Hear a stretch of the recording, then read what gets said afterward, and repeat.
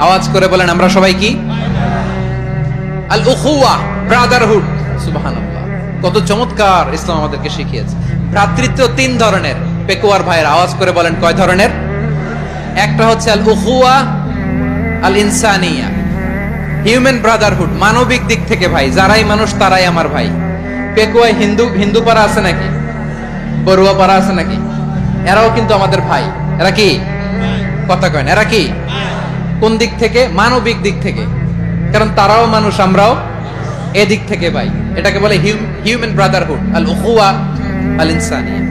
ভ্রাতৃত্বের আরেকটা রূপ হচ্ছে আল উখুয়া আন নাসাবিয়া, রক্তের সম্পর্কের ভাই, আমার আপন ভাই।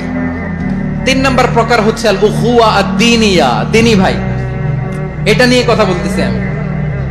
দ্বীনি ভাই, এই যে পেকুয়া, আজকে লক্ষ মানুষের জনসমুদ্র, আমরা একে অপরের কি ভাই? দ্বীনি ভাই।